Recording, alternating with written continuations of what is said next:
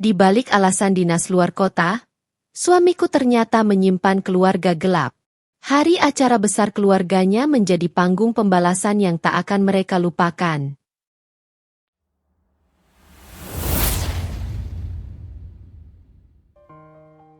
Namaku Lesti.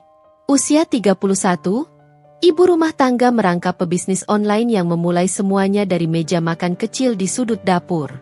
Dari situ, hidupku biasanya dimulai setiap pagi, dengan panci yang berdenting, notifikasi pesanan yang menyala, dan harapan sederhana bahwa hari ini tidak akan terlalu melelahkan. Rumahku tidak besar, tapi selalu terasa hangat. Dindingnya berwarna krem lembut, dihiasi foto-foto kecil perjalanan keluarga kami. Aku masih ingat suasana ketika foto itu diambil. Rizal yang sedang merangkulku sambil memaksa tersenyum karena kacamata hitamnya hilang, dan aku yang tertawa karena wajahnya seperti orang habis menemukan harta karun padahal hanya menemukan kacamatanya di kantong celana sendiri.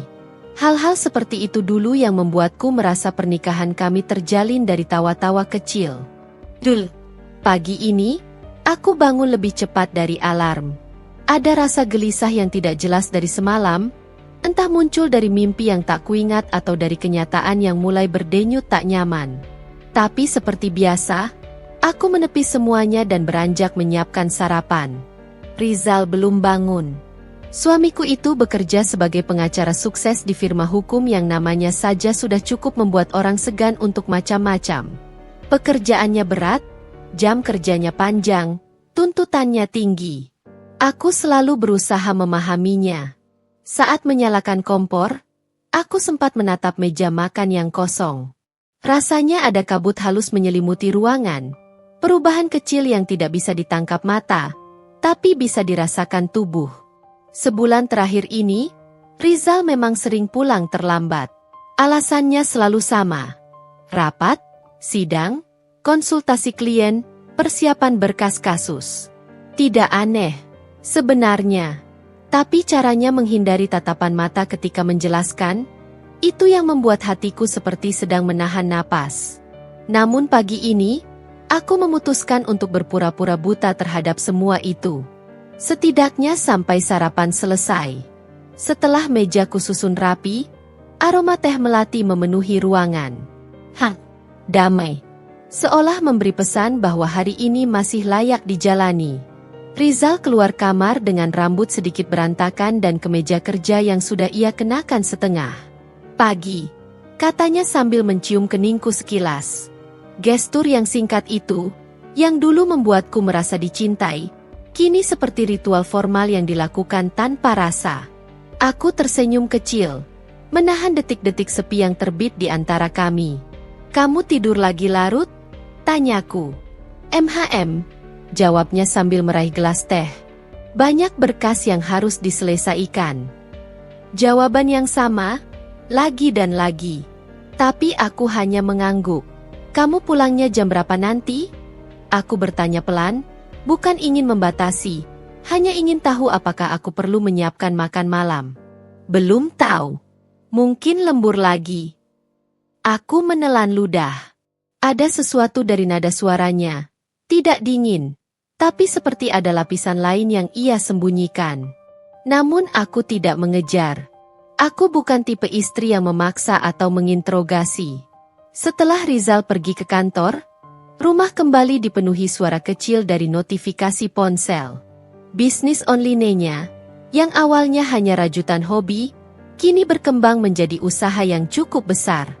Aku mengurus pesanan baju anak, mukena, syal rajut, hingga kadang menerima pesanan hampers. Pelanggan satu persatu mengirimkan pesan, dan aku membalasnya sambil mengetik dengan cepat. Di dunia bisnis online ini, aku merasa hidup, merasa berharga, merasa mampu. Di antara pekerjaan itu, bayangan tentang pernikahanku sempat datang lagi. Bukan tentang masalah, tapi tentang masa-masa ketika semua terasa lebih sederhana. Ketika Rizal pulang tepat waktu. Ketika ia menyenderkan kepala di bahuku sambil bercerita betapa menyebalkannya rekan kantornya. Ketika ia menatapku seolah aku satu-satunya manusia yang membuat dunia ini masuk akal. Aku menepis ingatan itu. Hari ini bukan hari untuk melankolis. Siang hari, aku pergi ke toko bahan untuk membeli perlengkapan rajut. Selama perjalanan, aku melihat banyak pasangan berjalan beriringan. Ada yang sedang bertengkar kecil, ada yang saling menggenggam tangan kuat-kuat, ada yang mendorong kereta bayi sambil tertawa. Dalam hati, aku bertanya-tanya, apakah rumah tangga orang lain juga penuh rahasia yang tak terlihat? Kadang aku berharap bisa membuka peti kecil di kepala Rizal dan membaca isi pikirannya. Tapi itu mustahil. Yang bisa kulakukan hanya menunggu, sambil berharap tidak ada badai di balik awan. Sore hari, aku kembali ke rumah membawa beberapa gulungan benang baru. Warna-warna lembut, peach, dusty rose, biru muda, selalu menjadi pilihanku. Entah mengapa, warna-warna itu membuatku merasa aman. Menjelang malam, Rizal mengirim pesan. Aku lembur. Jangan tunggu. Hanya itu. Tidak ada emoji, tidak ada kalimat lain. Aku menatap layar ponsel beberapa detik, lalu menghembuskan napas. Ada perasaan yang mengembang di dada. Bukan marah, tapi semacam kesadaran bahwa ada lingkaran jarak yang perlahan terbentuk di antara kami. Jarak itu tipis, nyaris tak terasa, tapi nyata. Aku mulai memahami bahwa jarak tidak pernah datang dengan suara keras. Ia merayap seperti kabut, pelan, lembut, nyaris tak terdengar. Sampai suatu pagi kita sadar bahwa pandangan kita sudah tidak sejernih dulu. Begitulah caranya Rizal menjauh dariku. Seminggu setelah kejadian, lembur, itu, pola baru muncul di antara rutinitas kami yang dulu rapi. Suami yang dulu pulang tepat sebelum makan malam kini sering mengirim pesan singkat. Rapat mendadak. Sidang molor. Klien butuh bantuan dadakan. Pada awalnya, aku mencoba memahami. Bukankah itu wajar bagi pengacara sukses seperti Rizal? Tapi semakin hari, alasan-alasan itu terdengar seperti garis yang sama ditarik berulang-ulang tanpa niat memperbaikinya. Hari itu, aku duduk di ruang kerja kecilku, menyelesaikan pesanan mukena yang harus dikirim besok. Ruangan itu hanya berukuran 3 kali 4 meter. Tapi bagiku ruangan itu seperti ruang napas. Tempat aku bisa menjadi diriku sendiri tanpa harus menjadi istri pengacara. Notifikasi ponsel berbunyi. Kupikir itu pelanggan. Tapi ketika kulihat, ternyata dari Rizal. Rizal, aku harus keluar kota besok. Mendadak banget, kasus besar. Aku mengerjapkan mata pelan. Baru minggu lalu ia bilang tidak ada jadwal dinas luar kota bulan ini. Aku mengetik balasan. Aku, berapa lama? Rizal, 3 hari.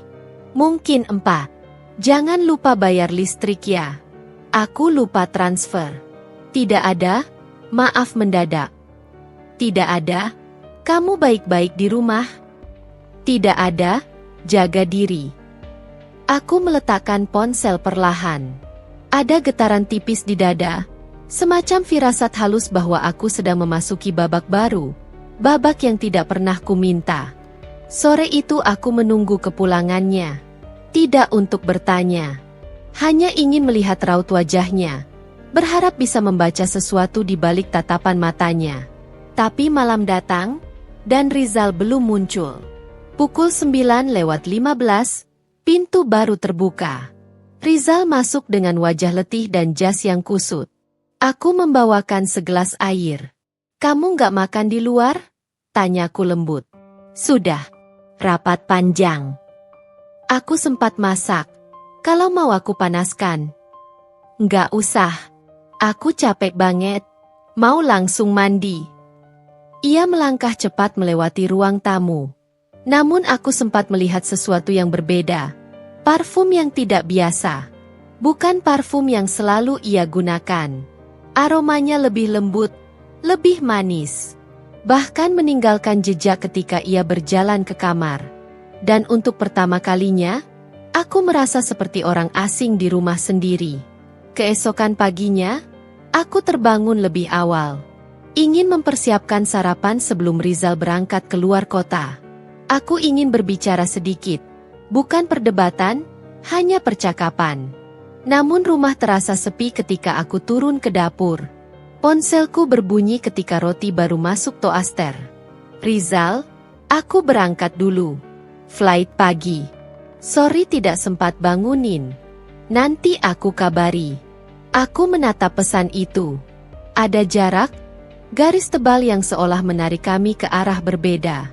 Biasanya sebelum dinas luar kota, Rizal selalu mencium dahiku dan memintaku mendoakannya. Sekarang, hanya pesan. Tanpa wajah, tanpa suara. Aku menelan udara seperti menelan batu kecil.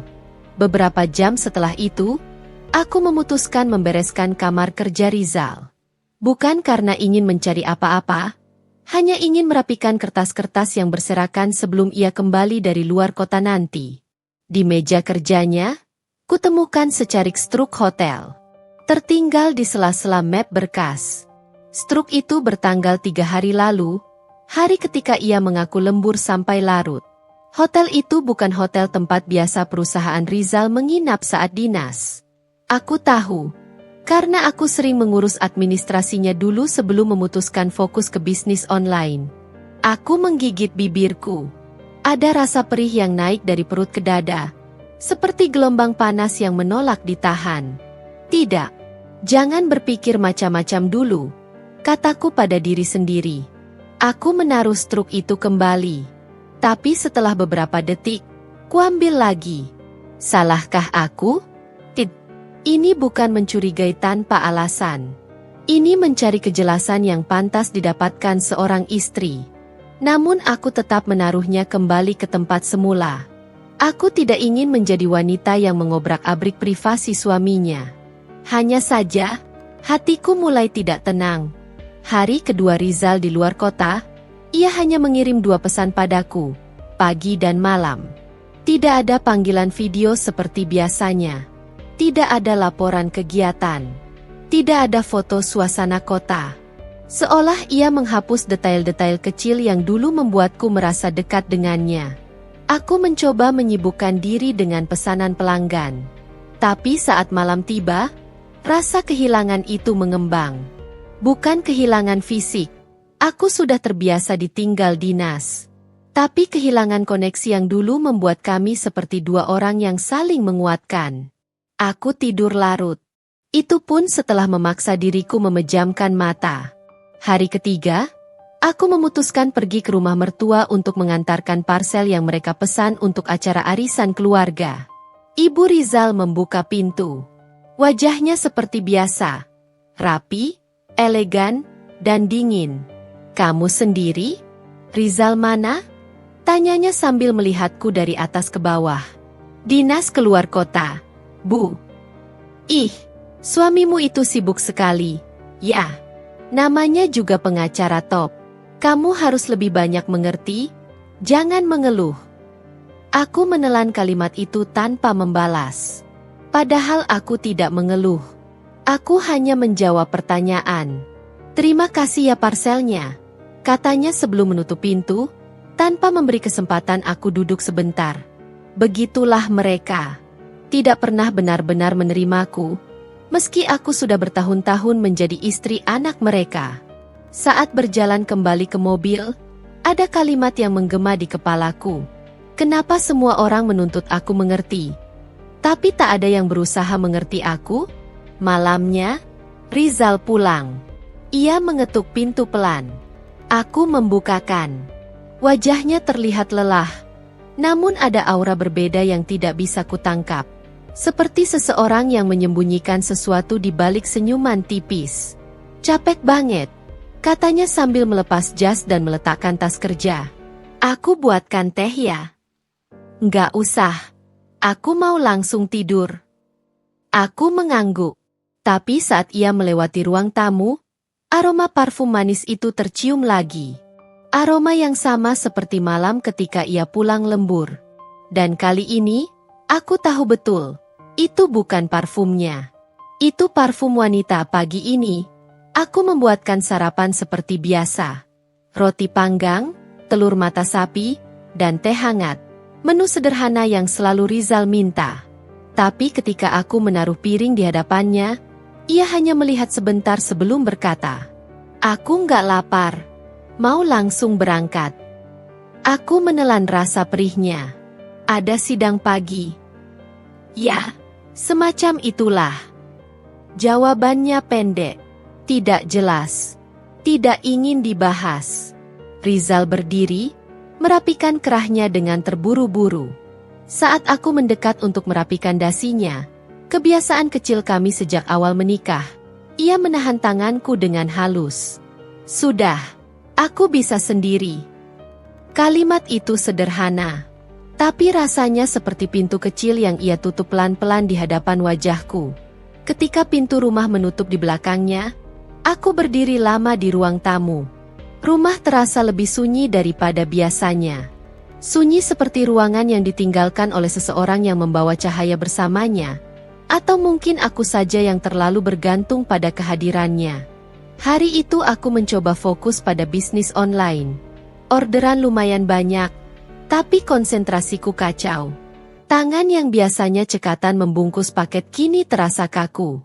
Setiap hal kecil terasa seperti tanda. Notifikasi ponsel, angin dari jendela, bayangan di dinding. Aku mencoba menenangkan diri. "Lesti, jangan berlebihan. Mungkin dia hanya capek. Mungkin kasusnya berat." Tapi semakin aku mencoba meyakinkan diri, semakin bisikan itu mengeras.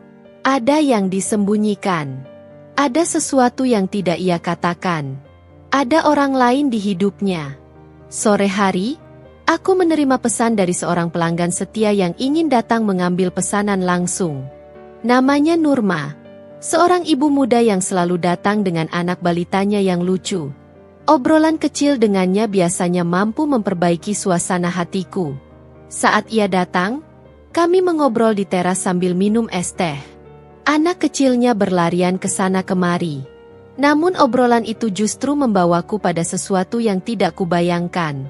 "Kemarin aku ke pusat kota, Les," katanya sambil menyeruput es tehnya.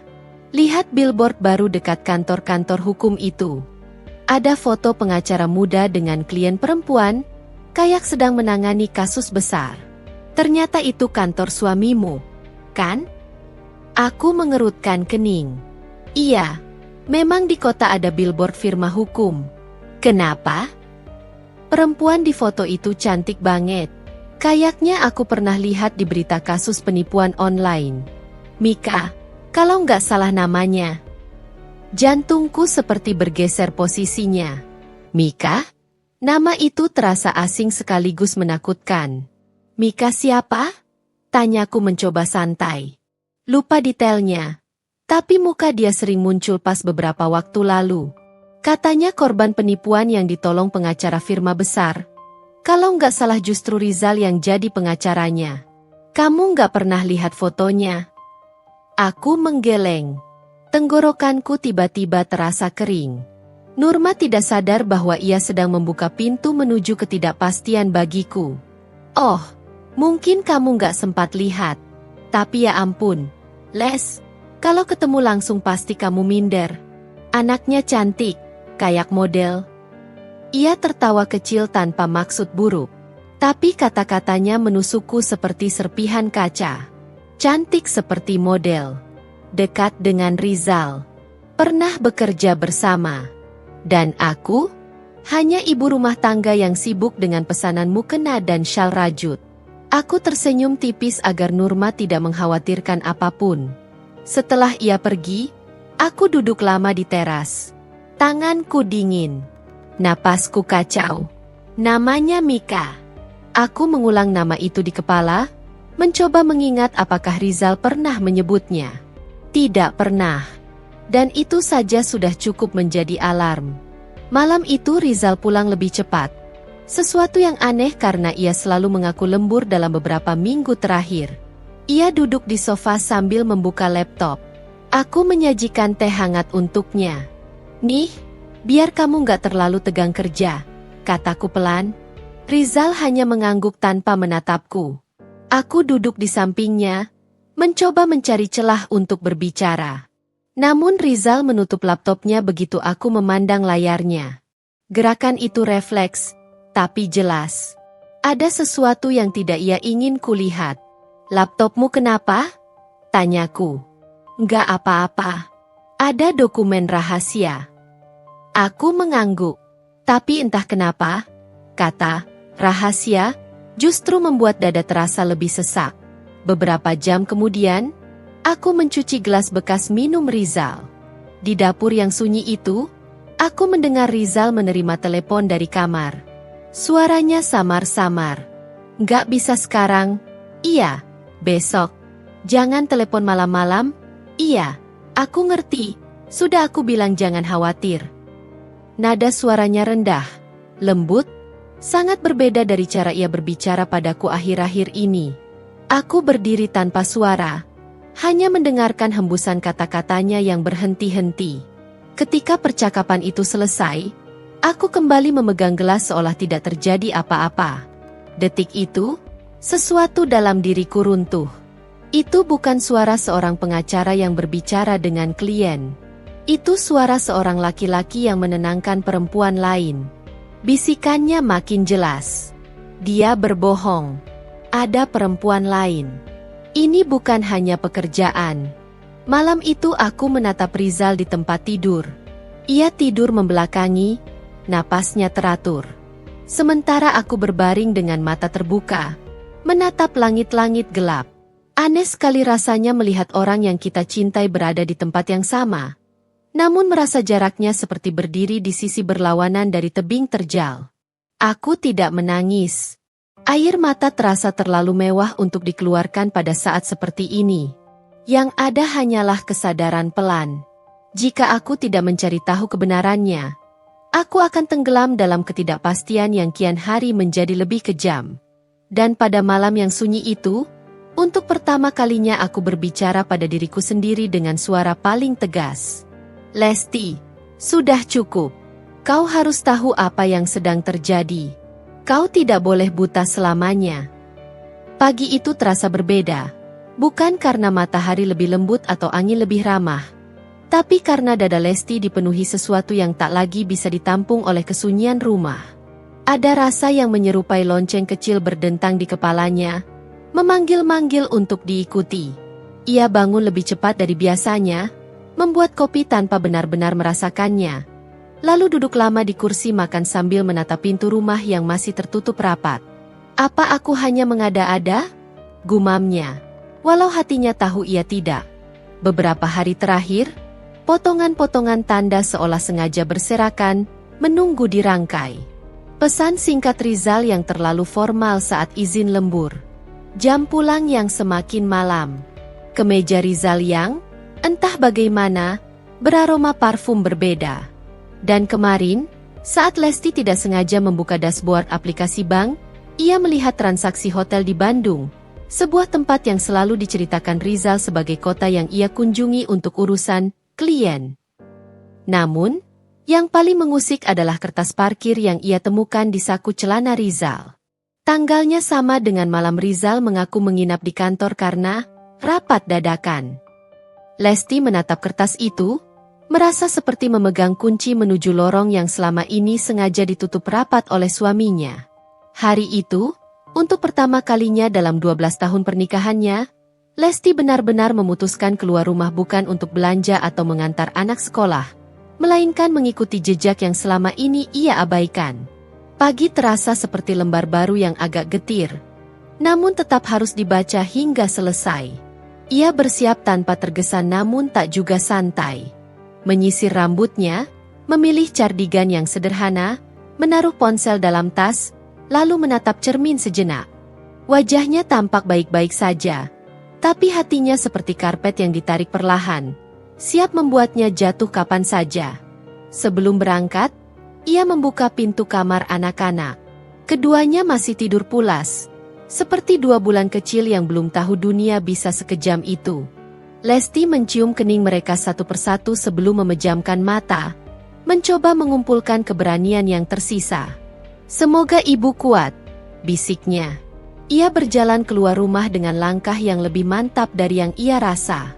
Motor matiknya menyala, Dan suara mesin terdengar seperti penanda dimulainya babak baru. Babak yang tak pernah ia bayangkan harus dijalaninya. Tujuannya jelas, alamat hotel yang tertera di struk parkir itu. Sepanjang perjalanan, pikiran Lesti berputar liar. Ada rasa ragu yang mengintip, memintanya pulang dan pura-pura lupa.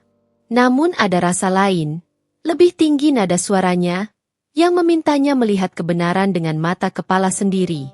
Ia tahu, sekali ia membuka pintu menuju kebenaran ini, tidak akan ada jalan mundur. Tapi pertanyaan itu sudah terlalu lama menggantung. Apa sebenarnya yang Rizal sembunyikan dariku? Ketika sampai di depan hotel, langkah Lesti seperti berubah menjadi pepohonan tua yang menahan badai. Bangunannya tidak mewah namun juga tidak sederhana. Tempat yang dipilih seseorang untuk sembunyi, namun tetap nyaman. Di parkiran, mobil-mobil berbaris. Matanya menyapu tempat itu, berharap, atau mungkin takut, melihat mobil Rizal. Dan disitulah ia menemukannya. Toyota hitam plat kota tempat mereka tinggal. Mobil yang ia rawat, ia cuci, bahkan ia bayar cicilannya ketika penghasilan Rizal sedang kurang stabil beberapa tahun lalu. Kakinya gemetar sejenak, bukan karena terkejut, tapi karena bukti itu terlalu telanjang. Ia mengeluarkan ponsel, meremasnya, lalu menarik napas panjang. Aku harus masuk. Namun sebelum masuk, ia ingin tahu lebih dulu, kamar mana yang ditempati Rizal? Ia mendekati resepsionis dengan langkah perlahan, mencoba terlihat seperti tamu biasa.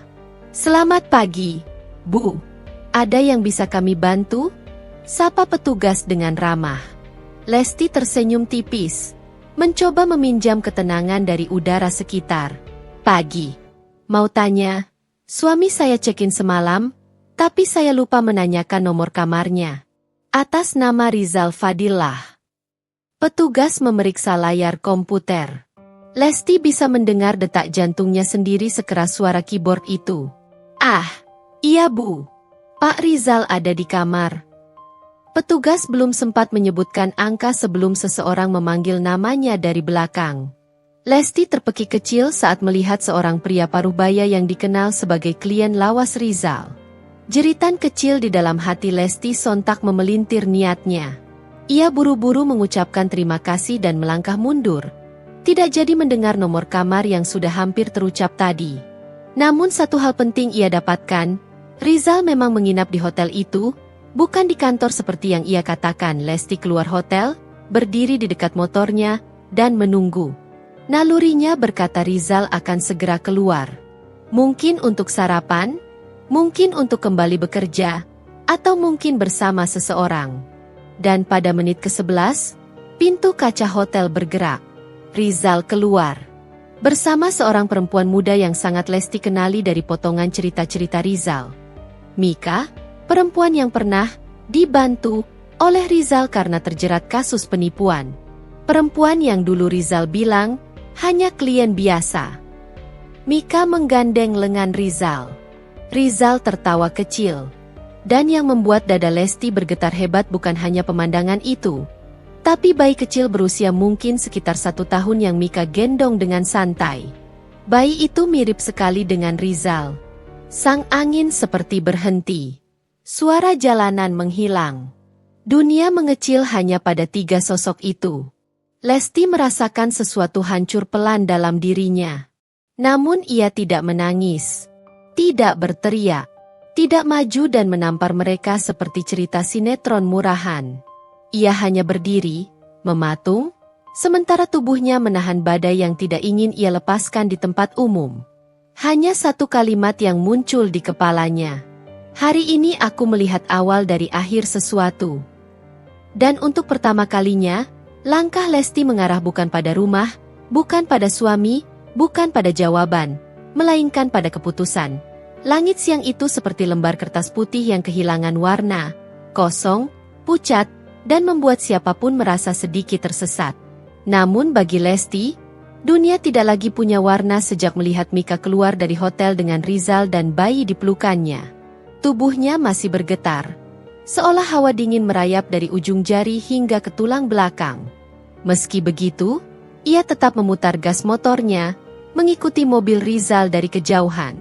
Ia menjaga jarak, cukup jauh agar tak mencolok, namun cukup dekat untuk tidak kehilangan arah. Jalan raya yang biasanya terasa biasa, kini menjelma lorong panjang yang menuntunnya pada kebenaran. Kebenaran yang ia takutkan, namun juga ia inginkan. Setiap menit terasa seperti irisan kecil pada hatinya. Setiap kelokan seperti membuka pintu lain menuju kenyataan yang lebih pahit. Mobil Rizal berhenti di sebuah rumah kontrakan kecil di pinggiran kota. Rumahnya tidak besar, bercat krem, dengan pot bunga bertuliskan nama Mika di sudut teras. Ada boneka kecil digantung di samping pintu. Boneka bayi berbentuk awan tersenyum. Pemandangan itu membuat dada Lesti terasa seperti dipukul dari dalam. Rizal turun lebih dulu. Ia membuka pintu mobil untuk Mika, lalu mencium pipi bayi itu dengan lembut. Lembut. Seolah cinta itu sudah menjadi kebiasaan sehari-hari. Lesti menelan ludah yang seketika terasa seperti batu. Sementara Rizal membantu Mika membawa tas kecil. Lesti memotret dari kejauhan, tangannya sedikit gemetar, tapi tekadnya lebih kuat daripada getaran itu. Bukti. Ia butuh bukti. Bukan untuk publik. Bukan untuk drama, bukan untuk pertengkaran, tapi untuk dirinya sendiri. Untuk menyadari bahwa semua yang ia lihat bukan hasil dari pikiran yang lelah. Rizal menghabiskan hampir 30 menit di dalam rumah itu. 30 menit yang terasa seperti 3 tahun bagi Lesti. Ketika akhirnya ia keluar, ia mencium kening Mika, merapikan selimut bayi, lalu berjalan kembali ke mobil dengan senyuman yang selama ini tidak pernah ia bawa pulang ke rumah. Lesti menutup mulutnya dengan tangan. Suara di dadanya bergetar. Itu suamiku. Itu ayah dari anak-anakku. Dan dia melakukan semuanya untuk keluarga lain. Rizal pergi. Mobilnya menjauh. Semakin kecil, lalu hilang di balik tikungan. Lesti tetap tidak bergerak. Ia hanya berdiri di atas motornya dalam keheningan yang lebih tajam dari pisau. Setelah beberapa menit, barulah ia turun, menarik napas panjang yang berujung pada gemetar. Perlahan, ia melangkah mendekati rumah itu. Tidak untuk mengetuk, tidak untuk menegur. Hanya untuk melihat lebih dekat kenyataan yang menusuk jantungnya. Di pagar rumah, sebuah papan kecil bertuliskan, "Rumah kecil kita. Mika Raya." Nama bayi itu. Nama yang Rizal tidak pernah berani sebutkan di depannya. Seolah seluruh air di tubuh Lesti menguap habis. Nafasnya sesak, tetapi matanya kering. Tidak ada air mata yang keluar. Rasa sakitnya terlalu besar untuk hanya dituangkan lewat tangisan. Rasa itu menancap seperti serpihan kaca, menyelinap dalam napas, dalam langkah, dalam detak. Ia menyandarkan kepala pada pagar, mencoba menahan gemuruh di dadanya. "Aku tidak cukup bagi dia," gumamnya lirih, sebelum ia segera menepis pikiran itu. Ini bukan tentang kekurangan dirinya. Ini tentang pengkhianatan. Kesetiaan yang diinjak. Kebaikan yang disia-siakan. Kepercayaan yang dilubangi hingga runtuh. Hening itu pecah ketika pintu depan terbuka. Mika muncul sambil menggendong bayi tersebut, bernyanyi kecil. Suaranya lembut, tetapi di telinga Lesti terasa seperti duri. Mika tidak melihatnya. Tidak menyadari ada istri sah suaminya sedang berdiri hanya beberapa meter dari rumahnya. Lesti mundur pelan, lalu kembali ke motornya. Ia tidak sanggup melihat lebih lama. Ketika ia menaiki motor, ponselnya berbunyi. Nama Rizal muncul di layar. Rizal, suami. Seketika tubuh Lesti menegang. Ia menatap layar seolah itu adalah wajah seseorang yang sudah tidak ia kenal lagi. Jarinya berhenti di udara sebelum akhirnya membiarkan ponsel bergetar tanpa jawaban. Ia tidak punya energi untuk mendengar kebohongan versi baru hari itu. Ketika telepon berhenti berdering, muncul pesan WhatsApp. "Rizal, sayang, aku lembur lagi malam ini. Jangan tunggu aku. Istirahat, ya." Sebuah pesan yang biasanya terasa biasa. kini berubah menjadi pisau yang meneteskan ironi. Lesti tersenyum pahit. Senyum yang bukan senyum. Lebih seperti goresan tipis pada luka baru. Ia mengetik jawaban yang pendek. Lesti, baik. Satu kata yang tidak menunjukkan badai di hatinya. Satu kata yang menjadi awal dari rencana panjang yang perlahan terbentuk. Setibanya di rumah, ia masuk dan bersandar pada pintu yang baru ditutup. Rumah mereka terasa seperti museum dari kehidupan lama. Semua masih sama, tapi makna segala hal sudah berubah. Sofa, foto keluarga, gelas favorit Rizal. Semuanya seperti bayangan yang baru saja kehilangan pemilik sejatinya. Lesti duduk di meja makan, membuka ponsel, dan menatap foto-foto yang baru ia ambil. Tangannya mulai berhenti gemetar, berganti dengan ketegasan. Ia memperbesar foto Rizal mencium kening Mika. Ini bukan lagi firasat. Ini fakta. Dan fakta tidak bisa ditutup selamanya. Lesti menyandarkan dagu pada tangan, memejamkan mata, dan berbisik pada dirinya sendiri dalam ruang yang cukup sunyi untuk menjadi saksi. Aku akan membongkar ini. Tapi bukan hari ini. Bukan dengan amarah. Bukan dengan air mata. Aku akan membongkarnya saat semua orang yang harus tahu, melihat. Malam turun perlahan seperti tirai berat yang menutup panggung. Rumah Lesti tenggelam dalam keheningan. Keheningan yang biasanya menenangkan, namun kini terasa seperti ruang kosong yang penuh gema. Tapi di balik sunyi itu, ada sesuatu yang tumbuh diam-diam. Sesuatu yang tidak lagi bisa dibendung.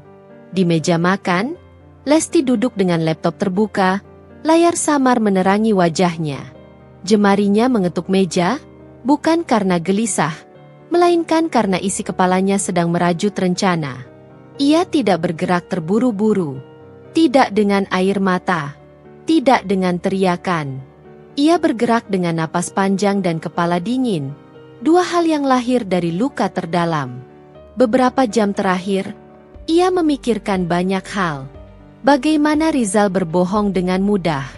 Bagaimana keluarga suaminya selama ini menganggap Lesti beruntung mendapat menantu setampan dan sesukses Rizal.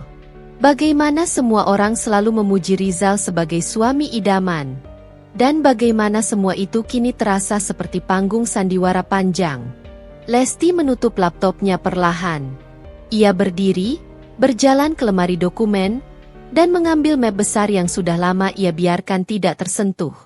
Map berisi bukti-bukti keuangan, dokumen bisnis online-nya, foto-foto anak-anak, dan, yang paling penting, data pendapatan toko online-nya selama 5 tahun terakhir. Angka-angka itu tidak kecil. Hasil kerja kerasnya sendiri. Selama ini, ia tidak pernah merasa perlu pamer. Tapi kini ia sadar sesuatu yang penting. Kekuatan yang diam itu kadang justru menjadi senjata paling tajam. Ia menepuk map itu, seolah memanggil keberanian yang selama ini tertidur. Aku tidak akan melabrak dia hari ini. Tidak juga besok. Tapi aku akan memilih waktu yang paling tepat. Ucapnya pelan. Di ruang keluarga, jam dinding berdetak pelan. Suara itu terasa seperti hitungan mundur. Beberapa hari berlalu, dan Lesti menjalani semuanya dengan tenang. Atau setidaknya terlihat tenang. Ia menyiapkan sarapan untuk anak-anak, mengantar ke sekolah, mengelola bisnis online, membalas pesan dari pelanggan. Rutinitas berjalan seperti biasa. Namun di bawahnya ada arus lain yang mengalir. Pengamatan. Ia mulai merekam pola Rizal. Jam lemburnya. Jadwal, dinas. Alasan yang berulang. Cara Rizal menyimpan ponsel selalu di sisi. Bahkan cara suaminya langsung mematikan layar saat ada pesan masuk. Lesti tidak lagi menelan alasan-alasan itu. Ia memotret semuanya dalam ingatannya. Sementara itu, ia juga mulai mengumpulkan bukti lebih banyak. Screenshot chat mencurigakan. Foto mobil di rumah Mika. Rekaman masuk hotel. Aktivitas bank. Dan catatan intensitas Rizal menghabiskan uang dalam 2 bulan terakhir. Setiap bukti ia simpan dalam folder khusus di laptop, diberi nama sederhana. Senja. Nama yang terdengar lembut, tapi isinya tidak. Di ruang tamu pada sore hari, Lesti duduk sambil menatap foto keluarga mereka yang digantung di dinding. Ia melihat wajah Rizal yang tersenyum lebar, wajahnya sendiri yang terlihat tenang, dan kedua anak mereka yang tertawa lepas. Foto itu seperti jendela menuju masa lalu yang kini terasa asing. Ternyata cinta juga bisa berlubang tanpa suara, gumamnya. Namun ia tidak hancur. Tidak lagi. Yang tumbuh justru ketegasan. Pada hari keempat setelah ia mengikuti Rizal, sebuah pesan dari mertuanya masuk ke ponselnya. Ibu Rizal, Lesti, minggu depan ada acara keluarga besar di rumah Bibi Rani. Jangan lupa datang ya. Semua keluarga besar kumpul. Lesti menatap pesan itu lama. Acara keluarga besar. Semua orang akan hadir. Semua orang yang selalu memuja Rizal dan memandangnya sebagai menantu ideal. Lesti perlahan tersenyum. Sebuah senyum tipis yang muncul bukan karena bahagia, melainkan karena sesuatu di kepalanya baru saja mengklik. Itu panggungnya. Itu tempatnya. Itu waktu paling tepat untuk membuka topeng yang selama ini dipakai Rizal. Bukan hanya di depan dirinya. Bukan hanya di depan Mika. Tapi di depan seluruh keluarga besar. Namun untuk melakukannya, ia tidak bisa datang tanpa persiapan. Ia harus memantapkan segala sesuatu. Ia tidak ingin terlihat sebagai istri kalap yang marah-marah tanpa bukti. Ia ingin berdiri tenang.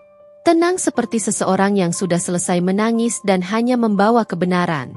Malam itu, Lesti membuka laptop lagi. Ia menyiapkan 3 hal. File bukti perselingkuhan, rapih, jelas, dan tidak terbantahkan. Catatan perjalanan Rizal, lengkap dengan foto dan tanggal. Rekaman video ia ambil ketika mengikuti mereka. Sederhana tapi cukup tajam. Ia menyusunnya menjadi bentuk presentasi sederhana, diberi judul Fakta. Hanya itu, tanpa drama. Ketika semuanya selesai, ia memejamkan mata sambil menutup laptop. Ruangan terasa berubah. Atau mungkin dirinya yang berubah. Tidak lagi perempuan yang gamang dan menunggu jawaban. Tidak lagi istri yang dibohongi. Lesti menatap bayangannya sendiri di kaca jendela. Aku bukan datang untuk memohon ampun. Bisiknya, lembut namun tegas. Aku datang untuk menuntut kebenaran. Besoknya, Rizal pulang larut malam lagi. Lesti membuka pintu dengan tenang. Tidak menegurnya. Tidak bertanya. Ia hanya tersenyum tipis lalu kembali tidur. Sikap itu membuat Rizal sedikit bingung. Namun seperti biasa, ia tidak peduli cukup dalam untuk menelusuri. Baginya, Lesti tetap istri yang selalu menunggu dan memaklumi. Rizal bersiap berangkat kerja lebih cepat dari biasanya. Lesti memperhatikannya dari dapur sambil menyiapkan sarapan anak-anak. Ada sesuatu yang berbeda dari cara Rizal menatap cermin pagi itu. Lebih lama, lebih gelisah, seolah ketenangan istrinya membuatnya tidak nyaman. Sayang, minggu depan acara keluarga jangan lupa, ya? Ujarnya sambil merapikan kerah kemejanya. Lesti hanya mengangguk sambil tersenyum kecil. Aku ingat. Rizal berhenti sebentar. Ia menatap istrinya. Ada tanda tanya kecil di matanya. Biasanya, Lesti akan bertanya, siapa saja yang datang, jam berapa, apakah perlu bawa makanan. Tapi kini, Lesti hanya memberikan jawaban pendek. Tidak marah, tidak manis berlebihan. Tenang, terlalu tenang. Ada apa? Kamu kayak, sibuk banget akhir-akhir ini? Tanya Rizal. Lesti menoleh ringan. Biasa, banyak orderan toko online. Nggak apa-apa. Kamu berangkat dulu, nanti telat. Rizal masih ingin bicara, tapi ia memutuskan pergi. Ia tidak tahu bahwa kata, berangkat dulu, itu bukan lagi kata seorang istri yang menunggu, melainkan seorang perempuan yang sedang menghitung detik menuju sesuatu yang besar. Di malam hari, setelah anak-anak tidur, Lesti kembali membuka folder bernama Senja di laptopnya. Setiap bukti ia tinjau lagi, memastikan tidak ada celah. Ia menambahkan satu rekaman baru. Rekaman telepon di mana suara Rizal terdengar samar bercakap dengan seseorang. "Iya, aku mampir sebentar, jangan tidur dulu." Meski tidak menyebut nama Mika, Lesti tahu siapa yang dimaksud. Jalur nada itu lembut, hampir menggoda. Nada yang sejak lama tidak ia dengar lagi dari mulut suaminya. Ia menyimpan rekaman itu dengan rapi, lalu mematikan layar laptop. Ada senyum kecil yang muncul di wajahnya. Bukan senyum meremehkan, bukan senyum puas. Lebih seperti seseorang yang telah mengumpulkan semua potongan puzzle dan hanya menunggu waktu mempresentasikannya. Dalam gelap, suaranya muncul pelan. "Semakin kamu bohong, semakin aku yakin waktuku nanti akan sempurna." 3 hari sebelum acara, Rizal mendadak lebih perhatian. Mungkin karena ia mulai gelisah melihat Lesti terlalu diam. Ia membawa pulang makanan favorit anak-anak. Ia bahkan membelikan Lesti kue kecil. "Ini buat kamu," katanya, terkesan berusaha terlihat romantis. Lesti menerimanya dengan sopan, memotong sedikit dan memakannya. Tidak ada drama, tidak ada sinis. "Enak," katanya lembut. Reaksi sederhana itu membuat Rizal semakin bingung. Tidak ada istri yang mencurigai suaminya dan tetap setenang ini. Tidak ada istri yang diam-diam tahu suaminya punya anak dari perempuan lain, dan masih mampu duduk manis sambil tersenyum. Rizal tidak tahu bahwa diam Lesti adalah bentuk persiapan, bahwa senyumnya adalah strategi, bahwa kelembutannya adalah jaring halus yang ia tebarkan sebelum waktunya menarik semua kebenaran ke permukaan 2 hari sebelum acara. Lesti bertemu sahabatnya, Nara, satu-satunya orang yang ia percayai. Mereka bertemu di sebuah kafe kecil, jauh dari lingkungan rumah. Nara adalah perempuan yang paham kapan harus berbicara, kapan harus memeluk, kapan harus diam. "Les, kamu yakin mau buka semua itu di depan seluruh keluarga suamimu?" tanya Nara perlahan, matanya penuh kekhawatiran. Lesti mengaduk teh di depannya, pusaran kecil cairan yang bergerak dengan ritme lambat. "Kamu tahu, Ra, aku ini bukan tipe perempuan yang suka drama. Tapi kalau aku diam terus, mereka akan tetap memujanya. Dan aku cuma akan jadi cerita sedih tanpa suara." Nara menggenggam tangannya. "Kamu kuat." Lesti tersenyum kecil. "Aku sudah cukup lama tenggelam." Ia menatap keluar jendela, melihat lalu lintas yang padat, melihat mobil-mobil yang pergi dan datang. Lalu suaranya muncul lagi, lebih tegas. "Aku mau mereka semua lihat siapa Rizal sebenarnya." Matahari terasa lebih panas dari biasanya. Mungkin bukan karena cuacanya, tapi karena emosi yang disembunyikan di balik wajah Lesti. Di pagi itu, Rizal pulang sangat larut, jam 2 dini hari. Lesti tidak menunggunya. Ia duduk di ruang tamu sambil membaca buku, seolah jam 2 itu adalah jam biasa. Rizal masuk dengan wajah lelah. "Kamu belum tidur?" Lesti menutup buku dan tersenyum. "Baru selesai baca." "Kamu capek? Besok acara besar? Jangan telat bangun." Rizal mengangguk pelan, menatap istrinya lama. Ada kegelisahan di wajahnya, seolah ia sedang melihat sesuatu yang berubah namun tidak tahu apa. "Kamu yakin gak apa-apa?" tanya Rizal. "Aku baik," jawab Lesti, singkat namun dalam. Rizal hanya bisa mengangguk dan masuk ke kamar. Sementara itu, Lesti tetap duduk beberapa menit lagi, membiarkan pikirannya merapikan emosi terakhir yang perlu ia ikat. Di dalam hati, ia berkata, "Ini hari terakhir sebelum semuanya berubah." Malam menjelang acara, Lesti menyiapkan pakaian terbaiknya. Bukan pakaian paling mewah, tapi pakaian yang membuatnya terasa seperti dirinya sendiri, tegar, matang, dan siap menghadapi apapun. Ia mengecek sekali lagi benda yang paling penting dalam tas kecilnya. Flash disk berisi semua bukti. Ia menarik napas, menutup resleting tas, dan menatap cermin. Wajahnya terlihat tenang. Terlalu tenang untuk seseorang yang akan mengguncang seluruh keluarga besok. Bab ini menutup dengan satu kalimat yang berlayar diam di ruang kamar. Besok, kebenaran bukan lagi rahasia. Dan ketika mata Lesti tertutup malam itu, dunia seakan menahan diri.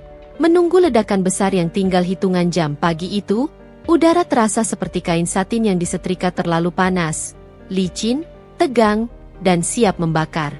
Rumah keluarga besar Rizal sudah sejak subuh dipenuhi suara gesekan kursi, denting sendok, dan tawa palsu yang dipoles lebih mengkilap daripada lantai marmer mereka. Aku berdiri di depan cermin guest room, mengenakan kebaya biru tua yang sengaja kupilih. Warna laut pekat, warna yang biasa kupakai saat ingin menyembunyikan badai di dadaku. Rambutku disanggul rapi, dan di kedua pipiku terhampar riasan tipis yang menahan segala getir di baliknya. Cantik sekali, Lesti. Pujian itu datang dari kakak iparku, Maya, yang mengetuk pintu tanpa benar-benar menunggu izin masuk. Aku hanya tersenyum. Terima kasih. Dia mendekat, menata sedikit lipit di kebayaku, lalu bergumam, acara keluarga besar begini memang melelahkan, ya? Tapi nanti sore semuanya selesai. Rizal pasti bangga kau datang. Ada nada yang aneh dalam kalimat itu, seperti senar gitar yang tidak pernah selaras walau sudah diputar-putar. Tapi aku hanya menjawab, iya, Kak. Rizal muncul 1 jam kemudian. Wangi parfumnya mendahului langkahnya. Aroma yang dulu membuatku merasa seperti pulang, kini justru membuat perutku berputar seperti roda feris yang hampir copot. Les, suaranya lembut, terlalu lembut. Seolah dia lupa bahwa selama sebulan terakhir dia sering pulang hanya untuk tidur, lalu berangkat lagi sebelum aku bangun. Iya. Aku berbalik, mengunci semua ingatan pahit agar tidak bocor melalui tatapan mataku. Terima kasih sudah mau datang. Mama senang banget kamu ada. Padahal dia tidak menyebut dirinya. Bukan, aku senang kamu ada. Melainkan, Mama senang kamu ada. Kalimat yang anehnya justru membuatku makin yakin bahwa hatinya sudah bukan lagi di sini. Aku menarik napas tipis. Tentu aku datang. Aku bagian dari keluarga ini. Siang menjelma menjadi pesta besar. Tamu-tamu berdatangan dengan senyum lebar dan mata yang sibuk menilai segalanya. Meja-meja panjang penuh dengan makanan, bunga-bunga segar menggantung dari langit-langit, dan lampu-lampu kristal memantulkan kilau yang memabukkan. Aku bergerak di tengah keramaian seperti bayangan yang menyamar sebagai manusia. Rizal sibuk. Terlalu sibuk. Dia terus menerima telepon, berbisik di pojok ruangan, atau menghilang sebentar-sebentar dengan alasan yang mulai terasa seperti serpihan kebohongan. Mbak Lesti. Seorang pelayan perempuan yang kukenal, Mira, mendekat dengan langkah hati-hati. Tangannya gemetar sedikit saat ia memberikan padaku kertas kecil terlipat. Ini ditemukan dari meja pantry belakang. Kayaknya untuk Mbak. Aku membuka kertas itu perlahan. Temui aku di parkiran basement. Sekarang. Tanpa nama. Tanpa tanda. Tapi aku tahu aroma kecurigaan yang menyelinap di balik huruf-huruf itu. Ini bukan pesan untuk menyelamatkan. Ini adalah pesan untuk menyayat. Ku pelintir kertas itu dan kuselipkan di bawah piring. Terima kasih, Mira. Lalu aku berdiri, mengatur napas, menyeimbangkan langkah, dan berjalan keluar ruangan. Dari kejauhan aku melihat Rizal mengamati pergerakanku, tapi dia cepat berpaling. Kedua matanya tidak punya keberanian untuk berhenti di wajahku terlalu lama. Lorong menuju basement terasa sunyi, kontras dengan riuhnya pesta di atas. Setiap langkahku seperti detak jam, mengabarkan bahwa sesuatu sebentar lagi berubah. Di dasar tangga terakhir, bayangan seseorang tampak menunggu. Dan aku tahu, pintu besar yang selama ini kutahan untuk tidak terbuka, akhirnya menghela nafas panjang, bersiap mengajak semuanya meledak. Aku menggenggam tas kecilku erat-erat. Flash diskku ada di dalam sana. Ponsel cadanganku ada di dalam sana. Dan diriku yang baru, yang tidak lagi buta cinta, Ada di dalam sana, basement itu dingin seperti ruang antara mimpi buruk dan kenyataan. Lampu neon berkedip-kedip, seolah ikut gugup menunggu apa yang akan terjadi. Aku mempercepat langkah, dan di ujung lorong, berdiri seseorang yang membuat napasku jatuh. Bukan Rizal, melainkan Dika, sepupunya. Orang yang selama ini paling banyak diam, paling banyak melihat, tanpa ikut campur dalam sandiwara keluarga besar itu. Begitu aku mendekat, Dika langsung bicara lirih. "Mbak, aku nggak bisa tutup mata lagi.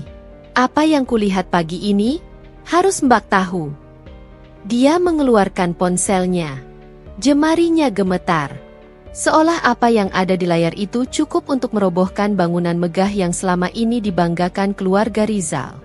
Aku nggak punya niat ikut campur, tapi ini kebangetan. Layar itu menyala. Dan di sana, dalam video berdurasi 37 detik, kulihat Rizal. Rizal, suamiku. Dengan seorang perempuan yang tak asing. Mika, adik kelasnya dulu.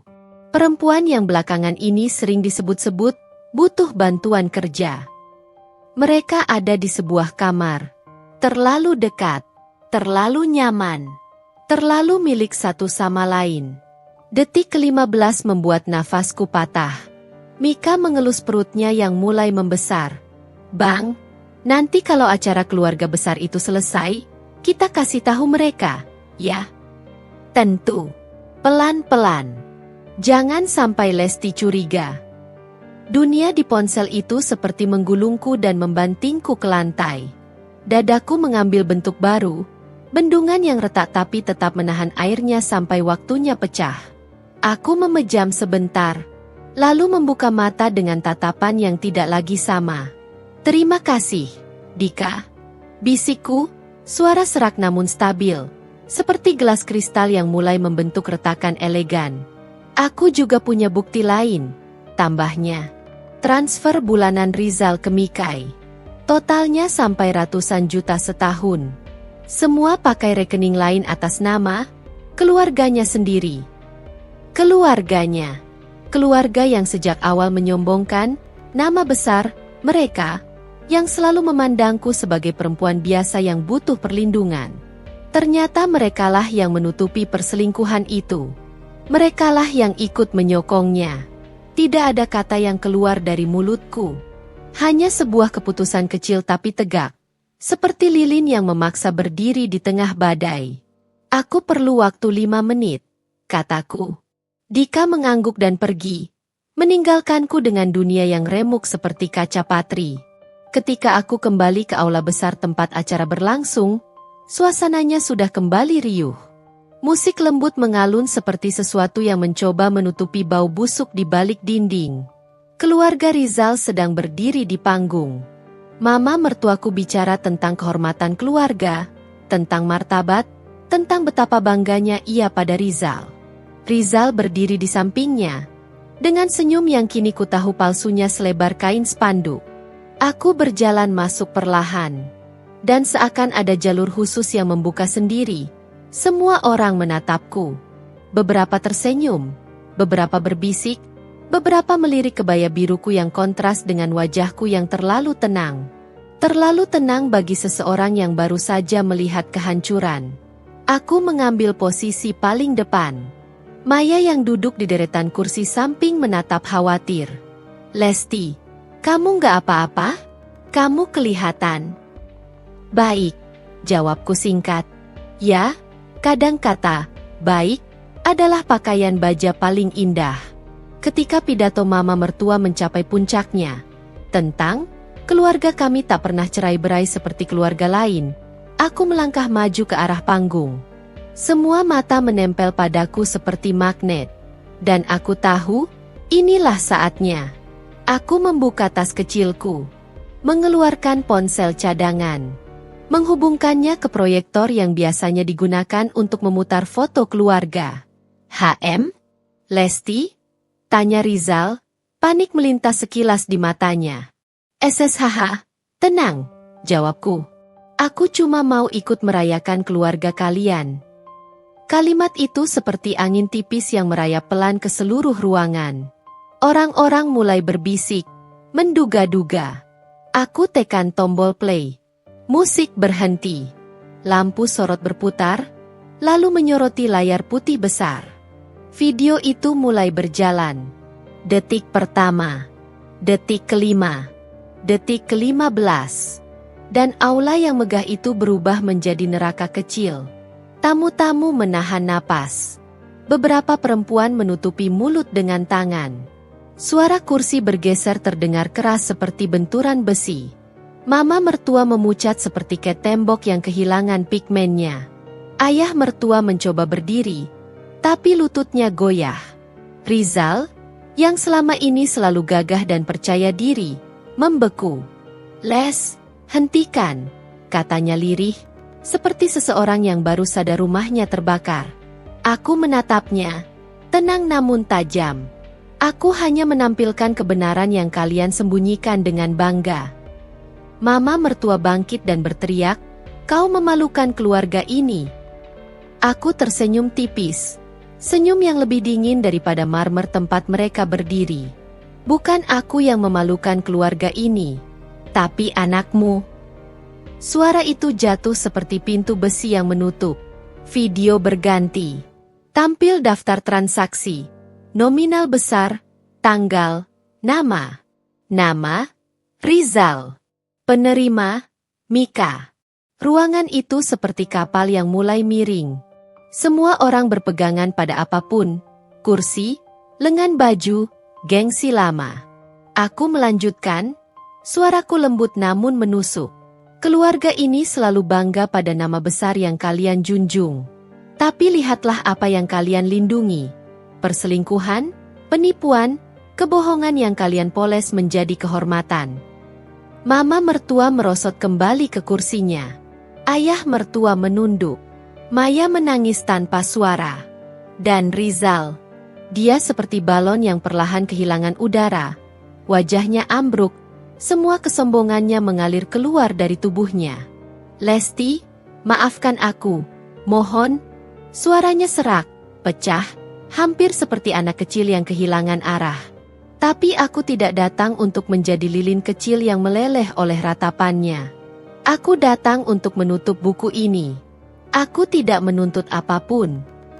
Aku menatap satu persatu anggota keluarga itu.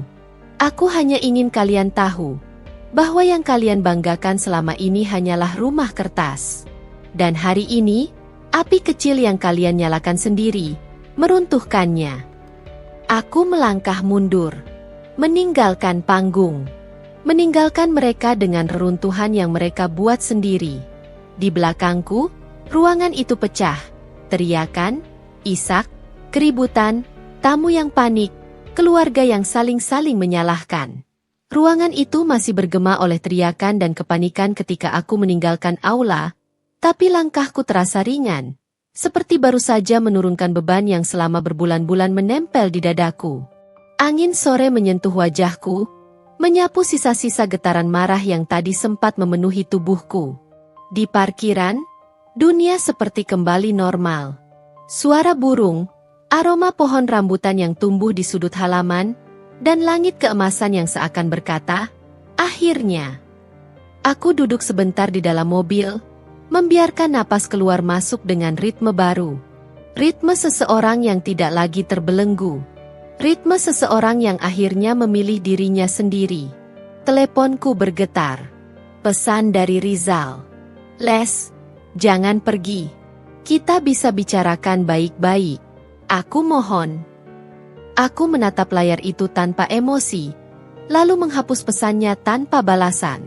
Ada masanya aku dulu akan menangis, memohon, mempertanyakan apa kekuranganku. Tapi bukan hari ini. Bukan lagi. Hari ini, aku adalah seseorang yang telah melihat kebenaran tanpa filter.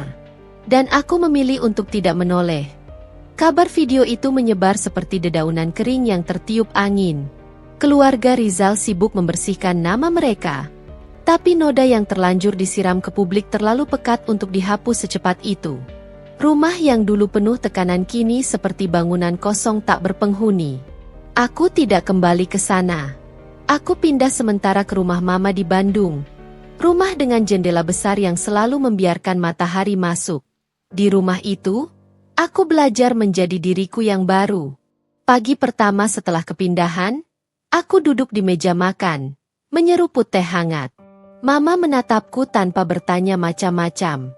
Itu yang paling kusyukuri, dia membiarkanku memulihkan diri dengan caraku sendiri. Bisnis online-nya, aku hidupkan kembali. Aku perlu tempat untuk menyalurkan energi, dan bisnis itu menjadi ruang bagiku untuk tumbuh. Setiap pesanan yang masuk rasanya seperti ucapan pelan dari semesta, kamu masih bisa, kamu masih berharga. Dan benar saja, hanya dalam 2 bulan, toko onlineku berkembang pesat. Pelanggan bertambah, kolaborasi berdatangan. Rezeki mengalir seperti sungai yang kembali menemukan jalurnya. Tanpa Rizal, tanpa keluarga besarnya, tanpa bayang-bayang suatu sore, ketika aku baru selesai mengepak pesanan, Rizal datang ke rumah Mama. Mobilnya berhenti dengan suara rem yang terdengar gugup, seperti pemiliknya. Aku keluar karena Mama memanggilku. Di halaman, Rizal berdiri dengan wajah yang lebih tua dari terakhir kulihat. Mata bengkak, rambut acak-acakan, dasi miring. Tubuh yang dulu selalu tampak gagah itu kini seperti bangunan yang retaknya terlalu banyak. Lesti, aku minta maaf. Suaranya pecah. Aku tidak memotong. Aku biarkan dia menyelesaikan semua kalimat putus-putusnya. Aku hancur, keluargaku hancur. Aku salah. Tolong beri aku kesempatan. Satu saja. Aku siap tinggalkan Mika. Aku siap memulai dari nol. Kalimat itu yang biasanya dulu akan membuatku bimbang. Tapi hari ini aku hanya merasa, tenang. Aku sudah memaafkanmu. Jawabku jujur. Rizal tampak terkejut. Jadi, kita bisa. Tapi aku tidak kembali. Seketika matanya runtuh. Seperti bangunan megah yang dihancurkan dari dalam. Kenapa? Kenapa tidak? Kita bisa perbaiki semuanya. Aku tersenyum kecil. Senyum seperti daun yang jatuh pelan namun mantap ke tanah. Karena aku sudah menemukan diriku. Dan di dunia yang sedang kubangun ini, tidak ada tempat untukmu. Rizal mengambil napas panjang, gemetar. Lesti, aku mohon. Aku menggeleng. Terima kasih sudah datang.